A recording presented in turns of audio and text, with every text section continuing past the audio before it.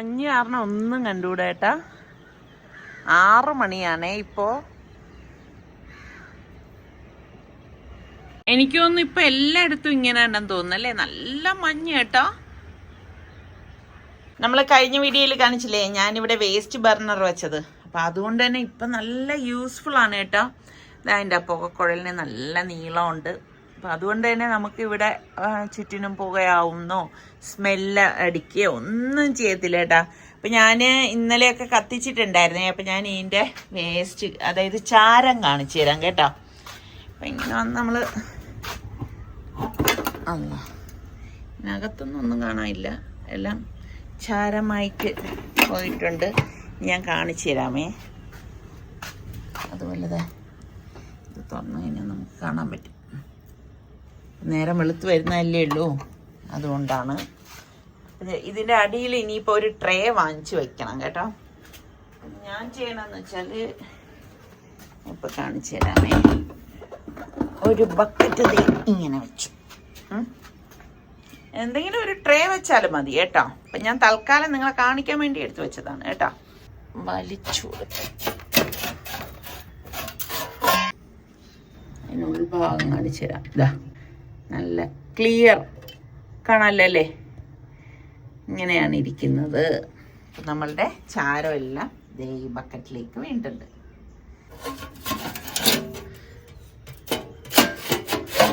ഇത്രയേ ഉള്ളൂ. എന്തായാലും സംഗതി അടിപൊളി കേട്ടോ. ഇത് നമുക്ക് ചെടിയുടെ മൂട്ടിലൊക്കെ ഇട്ട് കൊടുക്കാം. അപ്പം എനിക്ക് നല്ല യൂസ്ഫുള്ളായി കേട്ടോ.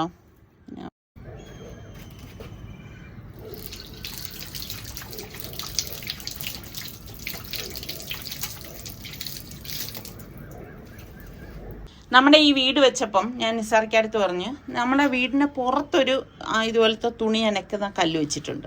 അപ്പം അതുപോലെ തന്നെ എനിക്ക് ടെറസിൽ വേണം എന്ന് പറഞ്ഞിട്ട് ഇതാ ഇവിടെ കൊണ്ടുവന്ന് തുണി അലക്കണ കല്ല് വെച്ചിട്ടുണ്ട്. ഞാൻ അത്യാവശ്യം വലിപ്പമുള്ള ഇപ്പോൾ വലിയ ബെഡ്ഷീറ്റ് അങ്ങനെയൊക്കെയുള്ള കൈകൊണ്ട് നനയ്ക്കേണ്ടതാണെങ്കിൽ ഞാൻ ഇവിടെ വന്നിട്ട് നനച്ചിട്ട് ഈ ടെറസിൽ തന്നെ വിരിച്ചിടുകയാണ് ചെയ്യുന്നത് കേട്ടോ.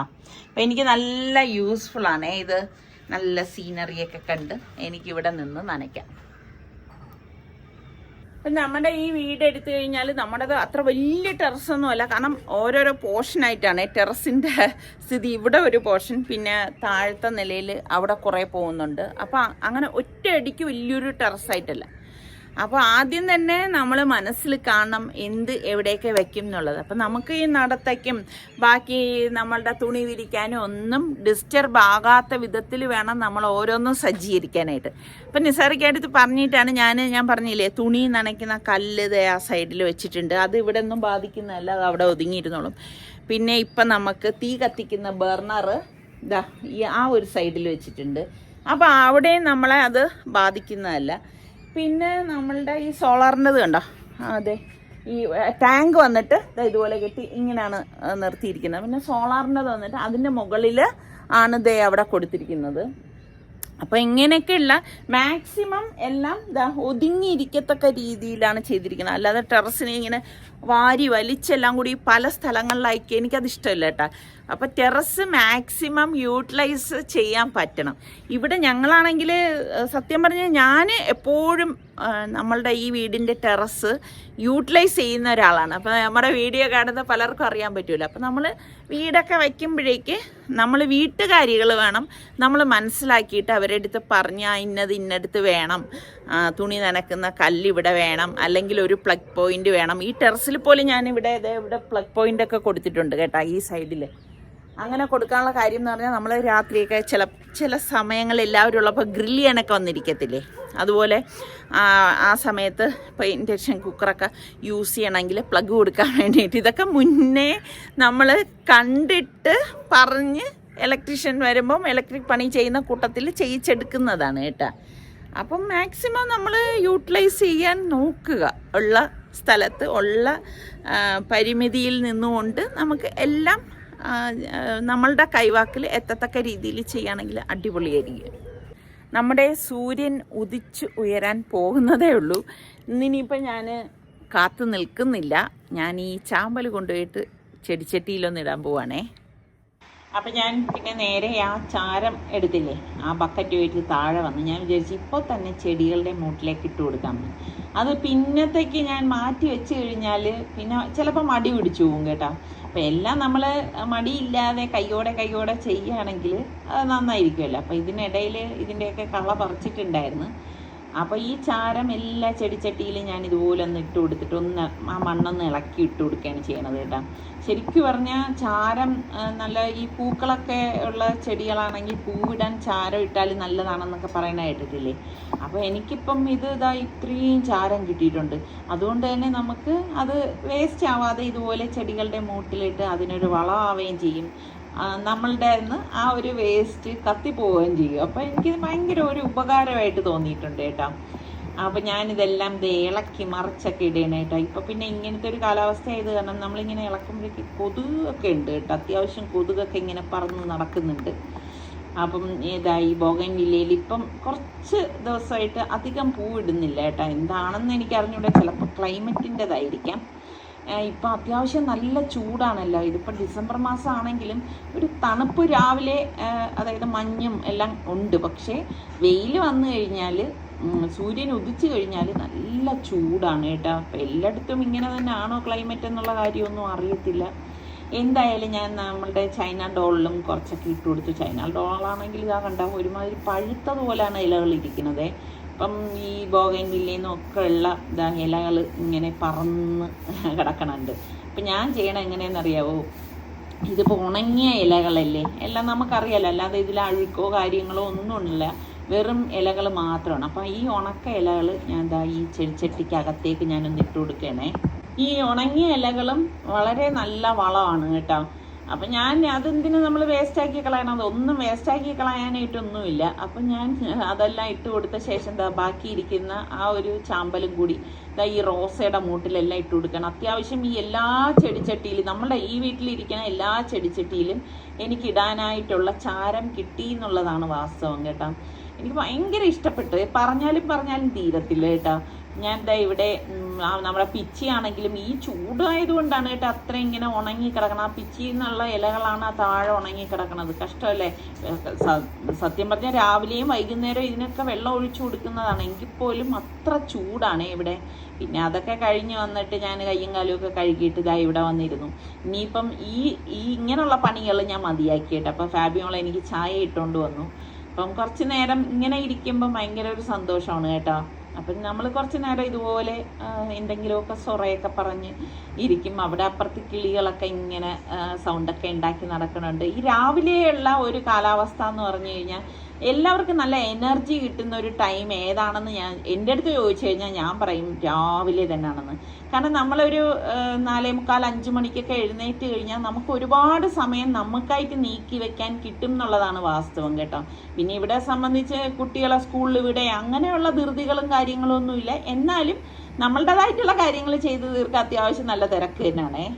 പിന്നെ ഇന്ന് പുട്ടായിരുന്നു കേട്ടോ, അരിപ്പുട്ടായിരുന്നു. അപ്പോൾ പിന്നെ അത് നമ്മൾ വീഡിയോ എടുക്കുന്നതിൽ കാര്യമില്ലല്ലോ. അതുകൊണ്ട് പിന്നെ ഞാൻ അതൊന്നും വീഡിയോ ഒന്നും എടുക്കാനൊന്നും പോയില്ല. ബ്രേക്ക്ഫാസ്റ്റ് ഒക്കെ കഴിഞ്ഞ് കുറച്ച് തുണിയൊക്കെ നനയ്ക്കാനുണ്ടായിരുന്നു. അതെല്ലാം നനച്ചിട്ട് കഴിഞ്ഞിട്ട് ലഞ്ച് ഉണ്ടാക്കാൻ അടുക്കളയിലേക്ക് വന്നാണ്. നല്ല അടിപൊളി ലഞ്ചാണ് ഇന്ന് ഞാൻ തയ്യാറാക്കുന്നത്. അപ്പോൾ നമ്മുടെ പച്ചക്കായല്ലേ നന്നായിട്ട് കഴുകിയ ശേഷം തോലൊന്നും കളയത്തില്ല. കാരണം ഇതെനിക്ക് നാടൻ പച്ചക്കായ കിട്ടിയതാണ്. അപ്പോൾ പിന്നെ അതിലും ഒന്നും വേസ്റ്റ് ആക്കാനില്ല. അപ്പം നന്നായിട്ടൊന്ന് കഴുകിയിട്ട് ഞാൻ അരിഞ്ഞെടുത്തിട്ടുണ്ട്. അപ്പോൾ അത് ഞാൻ ഒന്നും കൂടി ഒന്ന് കഴുകിയെടുക്കുകയാണ് കേട്ടോ. എടുത്തിട്ട് വന്ന് നമുക്ക് വെളുത്തുള്ളി എല്ലിയുണ്ടല്ലോ, ഞാൻ തോലോട് കൂടിയിട്ട് തന്നെ കഴുകിയിട്ട് ഒന്ന് ചതച്ചെടുത്തതാണ് കേട്ടോ. നമ്മൾ ഈ തോല് വെച്ചിട്ട് ചെയ്യണതും തോലില്ലാതെ ചെയ്യണതിലും കുറച്ചൊക്കെ ടേസ്റ്റിലൊക്കെ വ്യത്യാസമുണ്ട് കേട്ടോ. എന്നിട്ട് നമുക്ക് പച്ചമുളക് എരിവിന് ആവശ്യത്തിനുള്ളത് കീറിയിട്ട് കൊടുക്കാം കേട്ടോ. ഞാനിവിടെ ഒരു 3 പച്ചമുളക് ഇട്ട് കൊടുക്കുന്നുണ്ട്. പാകത്തിനുള്ള ഉപ്പും കൂടി ഇട്ട ശേഷം നമുക്ക് 1/2 ടീസ്പൂണ് മഞ്ഞൾപ്പൊടിയും, പിന്നെ ഈ കാ വേകാൻ വേണ്ടിയിട്ട് അത് നെകക്കെ എടുക്കില്ല, അതിന് തൊട്ട് താഴെ നിൽക്കത്തക്ക രീതിയിൽ വെള്ളം ഒഴിച്ച ശേഷം കുക്കർ മൂടി വെയിറ്റ് ഇട്ടിട്ട് ഞാൻ 2 വിസിൽ വരെ ഇതൊന്ന് വേവിച്ചെടുക്കുകയാണ് ചെയ്യുന്നത്. അപ്പോൾ ഇതിനിടയിൽ മീൻ വാങ്ങിക്കൊണ്ട് വന്നത് കഴുകി എടുത്തിട്ടുണ്ടായിരുന്നു. പിന്നെ കുരുമുളക് പൊടി, മുളക് പൊടി, മഞ്ഞൾപ്പൊടി, പിന്നെ ഇതിപ്പോൾ ചൂരമീനാണ് കേട്ടോ. അതുകൊണ്ട് തന്നെ ഞാനിതിലേക്ക് ഗരം മസാല പൊടി കൂടെ ചേർത്ത് കൊടുക്കുക. പിന്നെ ഉപ്പും കൂടി ഇട്ടിട്ട് കുറച്ച് വെള്ളം ഒഴിച്ചിട്ട് നമ്മളെ മസാലയില്ലേ അതൊന്ന് വിരകിയിട്ട് നമുക്ക് മീൻ കഴുകി വൃത്തിയാക്കിയത് ഇതിലേക്കൊന്ന് മിക്സ് ചെയ്ത് വെക്കാം കേട്ടോ. എപ്പോഴും ഞാൻ എല്ലാ മീനിനും കുരുമുളക് കൂടി ചേർക്കാറില്ല കേട്ടോ. പക്ഷേ ചൂര മീനിന് നല്ല കുരുമുളകൊക്കെ ഇട്ടിട്ട് നമ്മൾ പൊരിച്ചെടുക്കുമ്പോൾ നല്ല ടേസ്റ്റാണ് കേട്ടോ. അപ്പോൾ ഈ മസാലയൊക്കെ ഈ മീനിലേക്കൊന്ന് തേച്ച് പിടിപ്പിക്കുകയാണ് കേട്ടോ. ഇങ്ങനെ മീൻ കട്ട് ചെയ്തെടുത്തിരിക്കുന്നത് എന്തെന്ന് വെച്ചാൽ ഇവർ ഇപ്പോൾ സൽമാനൊക്കെ ആണെങ്കിൽ ഈ കറുത്ത ഭാഗം ഉണ്ടല്ലോ അതൊന്നും കഴിക്കത്തില്ല കേട്ടോ. അപ്പോൾ ഇങ്ങനെ ആകുമ്പോഴേക്കും ഒരു നെയ്മീനിന് പോലൊക്കെ തോന്നുമല്ല, അതുകൊണ്ട് പറ്റിക്കാൻ വേണ്ടിയിട്ടാണ് ഇങ്ങനെയൊക്കെ ചെയ്യണത് കേട്ടോ. അപ്പോൾ ഇനി നമുക്ക് കറി ഉണ്ടാക്കണ്ടേ, അതിന് വേണ്ടിയിട്ട് ഞാൻ കുറച്ച് തേങ്ങ ബൗളിലേക്ക് ഇട്ടിട്ടുണ്ട്. അതുപോലെ തന്നെ കൊച്ചുള്ളിയും കാശ്മീരി ചില്ലി പൗഡറും മഞ്ഞൾപ്പൊടിയും പാകത്തിനുള്ള ഉപ്പും കൂടി ഇട്ട ശേഷം നമുക്കിനി പുളിവെള്ളം ഞാൻ പിഴിഞ്ഞെടുത്തിട്ടുണ്ട്. എൻ്റെ കയ്യിൽ മഷിയായിരിക്കുന്നുണ്ട്, നമ്മൾ സനക്കുട്ടി വരച്ച് തന്നതാണ് കേട്ടോ. അവളുടെ കാലിലും ഒക്കെ ഉണ്ട് കേട്ടോ മഷി. പേന എടുത്തിട്ട് അത് ലീക്കാവായിരുന്നു കേട്ടോ. എന്തായാലും ആ പുളിവെള്ളം നമുക്കിതിലേക്ക് ഒഴിച്ച ശേഷം നന്നായിട്ട് കൈകൊണ്ടൊന്ന് ഇതുപോലെ ഒന്ന് മിക്സ് ചെയ്ത് കൊടുക്കാം കേട്ടോ. പല രീതിയിൽ നമ്മൾ മീൻകറി ഉണ്ടാക്കും. ഈ രീതിയിൽ നിങ്ങൾ ഒരു പ്രാവശ്യമെങ്കിലും ഉണ്ടാക്കി നോക്കണം, അടിപൊളി ടേസ്റ്റാണ്. എന്നിട്ട് ഞാനിത് മിക്സിയുടെ ജാറിലേക്ക് ഇട്ട് അത് മഷി പോലെ അരയ്ക്കത്തില്ല, ഈ ഒരു രീതിയിലാണ് അരച്ചെടുക്കുന്നത്. ഒരു 3-4 പ്രാവശ്യം അത് പൾസ് ചെയ്തെടുക്കുകയാണ് ചെയ്യുന്നത്, അരച്ചെടുക്കത്തില്ല. മഷി പോലെ അരച്ച മീൻ കറിക്ക് നല്ല ടേസ്റ്റ് ഉണ്ടാവത്തില്ല. ഇത് പാകത്തിനുള്ള വെള്ളം ഒഴിച്ചെടുത്തിട്ടുണ്ട്. അപ്പോൾ ഇതിനിടയിൽ നമ്മളുടെ കുക്കർ ഞാൻ ഓഫ് ചെയ്തു, 2 വിസിൽ കേട്ടിട്ടുണ്ടായിരുന്നു കേട്ടോ. പിന്നെ നമ്മളുടെ തിരുവനന്തപുരത്തിൻ്റെ സ്വന്തം തൊണ്ടൻ മുളകാണ് ഞാൻ ഇതിലേക്ക് ചേർത്ത് കൊടുക്കുന്നത്. അതോടൊപ്പം തന്നെ നമുക്ക് കുറച്ചധികം കറിവേപ്പിലയും കൂടി ഇട്ട് കൊടുക്കാം. എന്നിട്ട് നമുക്ക് ഇനി ഒന്ന് ഇളക്കി കൊടുക്കണം. അപ്പോൾ വെള്ളം വേണം എന്ന് തോന്നുകയാണെങ്കിൽ നമുക്ക് വീണ്ടും വെള്ളം ചേർത്ത് കൊടുക്കണം. കണ്ടോ ഈ അരപ്പ് കണ്ടോ, ഇത് അരപ്പ് മഷി പോലെ അല്ല അരച്ചെടുത്തിരിക്കുന്നത് കേട്ടോ. അതാണ് ഇതിൻ്റെ ഒരു ഹൈലൈറ്റ് എന്ന് പറയുന്നത്. അപ്പം നമുക്ക് നമ്മളുടെ കായ്ക്കറിക്ക് വേണ്ടിയിട്ട് അരപ്പിന് വേണ്ടിയിട്ട് തേങ്ങയും ഇതുപോലെ കൊച്ചുള്ളിയും ഒരു 3-4 വെളുത്തുള്ളി എല്ലിയും കൂടി എടുക്കുകയാണെങ്കിൽ വെളുത്തുള്ളി കുറച്ച് കൂടുതലിടുക. പിന്നെ 2 പച്ചമുളക്, കുറച്ച് കറിവേപ്പില, 1 ടീസ്പൂൺ ചെറിയ ജീരകവും കൂടി നമുക്കിതിലേക്കിട്ട് പാകത്തിനുള്ള ഉപ്പും കൂടി ഇട്ട ശേഷം ഇതൊന്ന് കറക്കിയെടുക്കാം. അപ്പോഴാണ് ഞാൻ ഓർത്തത് ഇതിലേക്ക് മഞ്ഞൾപ്പൊടി ചേർത്തിട്ടില്ല എന്നുള്ളത്. അപ്പോൾ 1 ടീസ്പൂൺ മഞ്ഞൾപ്പൊടിയും കൂടി ചേർത്തിട്ടാണ് നമുക്ക് ഇനി ഇതൊന്ന് ഒരുപാട് അതും മഷി പോലെ അരക്കത്തില്ല, ഇതുപോലെ ഒന്ന് കറക്കിയെടുക്കത്തേ ഉള്ളൂ കേട്ടോ. അപ്പോൾ നമ്മളുടെ മീൻകറി തള വന്നിട്ടുണ്ട്, നല്ല മണം വരുന്നുണ്ട് കേട്ടോ. അപ്പോൾ ഇതിലിനി ഒരു സാധനം കൂടി ചേർത്ത് കൊടുക്കും. നമ്മളുടെ വറുത്ത് പൊടിച്ച ഉലുവപ്പൊടിയാണേ, 1 ടീസ്പൂൺ ഈ ഒരു സമയത്താണ് ചേർത്ത് കൊടുക്കണത്. അതൊക്കെ ഇട്ടെടുക്കുമ്പോൾ എന്തൊരു ടേസ്റ്റാണെന്നറിയാം ഈ മീൻകറിക്ക്. എന്നിട്ട് ഇതുപോലെ ഒന്ന് ഇളക്കി കൊടുക്കും. ഇളക്കി കൊടുത്ത ശേഷം ഇനിയിപ്പോൾ നമ്മൾ ഉപ്പും പുളിയൊക്കെ ഉണ്ടോ നോക്കണം. അപ്പം ഞാൻ നോക്കിയപ്പോൾ കുറച്ച് ഉപ്പ് എനിക്ക് കുറവായിട്ട് തോന്നിയുണ്ട്, ഞാൻ കുറച്ച് ഉപ്പും കൂടി നമ്മൾ ഇതിലേക്ക് ചേർത്ത് കൊടുത്തു കേട്ടോ. എന്നിട്ട് ഈ ഒരു പരുവാണ്, ഇതിപ്പോൾ കറക്റ്റ് പരുവാണ് കേട്ടോ മീൻകറിക്കുള്ള.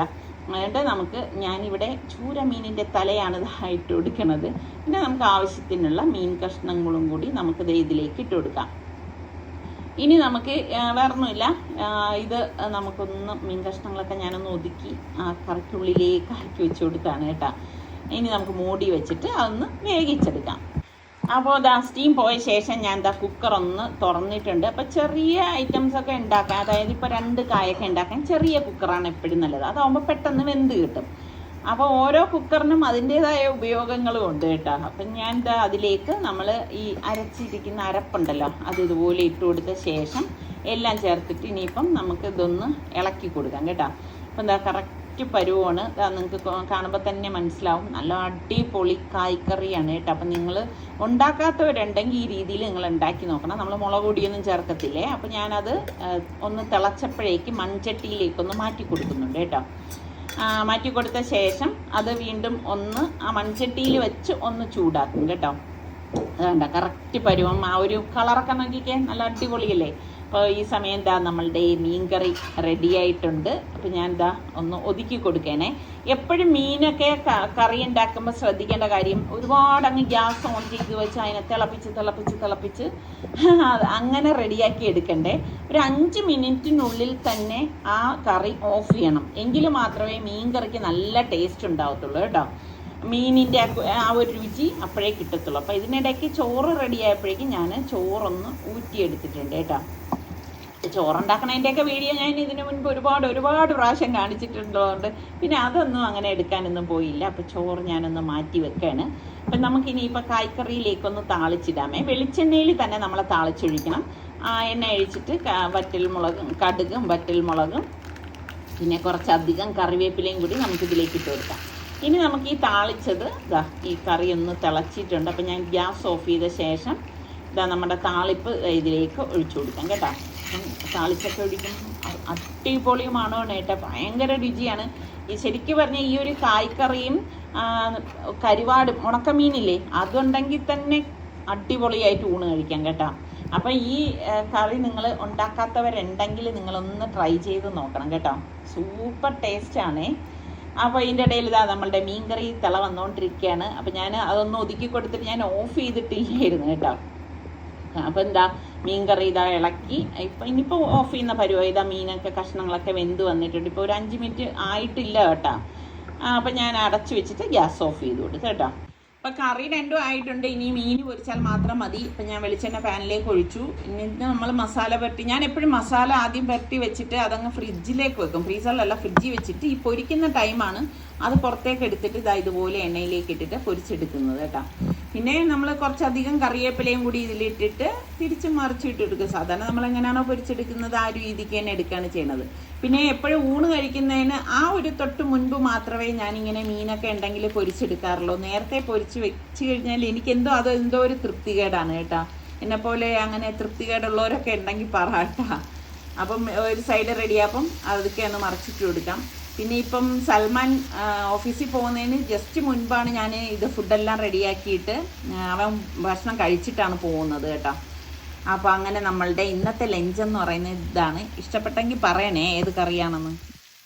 പിന്നെ ഇതിൻ്റെ ഇടയിലൊക്കെ ഒരുപാട് പണികളൊക്കെ ഉണ്ട് കേട്ടോ. പിന്നെ എല്ലാം കൂടി നമ്മളങ്ങനെ വീഡിയോ എടുക്കാൻ നിന്ന് കഴിഞ്ഞാൽ എൻ്റെ പണിയും നടക്കത്തില്ല, വീഡിയോയുടെ ലെന്ത് കൂടുകയും ചെയ്യും. പിന്നെ അതുകൊണ്ട് പിന്നെ അതിനൊന്നും പോയിട്ടുണ്ടായിരുന്നില്ല. പിന്നെ സന്ധ്യ കഴിഞ്ഞപ്പോഴേക്ക് നിസാറിക്ക പള്ളിയിൽ നിന്ന് വന്നു കഴിഞ്ഞ് മഗ്‌രിബൊക്കെ കഴിഞ്ഞ ശേഷം നമുക്ക് 1-2 ആവശ്യം ഉണ്ടായിരുന്നു കേട്ടോ. അങ്ങനെ പുറത്തേക്ക് ഇറങ്ങിയാണ്. ഇപ്പോൾ കുറേ ദിവസമായി കേട്ടോ ഞങ്ങൾ പുറത്തേക്ക് ഇറങ്ങിയിട്ട്. ഇപ്പം നിസാറിക്ക ഓരോരോ തിരക്കുകളും കാര്യങ്ങളും കാരണം അങ്ങനെ നമ്മൾ പുറത്തേക്ക് പോലെ ഉണ്ടായിരുന്നില്ല. അപ്പോൾ സനമോൾക്ക് ഭയങ്കര സന്തോഷമായി കേട്ടോ വെളിയിലേക്കൊക്കെ പോകണം എന്ന് പറയുമ്പോഴേക്ക്. ഇപ്പോഴും തന്നെ ഈ ഫാബിമോൾ വണ്ടിയിൽ കയറണ എന്തെന്ന് വെച്ചാൽ ഇല്ലെങ്കിൽ സനമോൾ വരുന്ന ബഹളം ഉണ്ടാക്കും കേട്ടോ ഫ്രണ്ടിൽ ഇരിക്കാൻ വേണ്ടിയിട്ട്. അപ്പോൾ അങ്ങനെ ഇരുത്താതിരിക്കാനാണ് ആദ്യമേ അവളെ കയറ്റി വണ്ടിയിൽ ഇരുത്തിയിരിക്കും കേട്ടോ.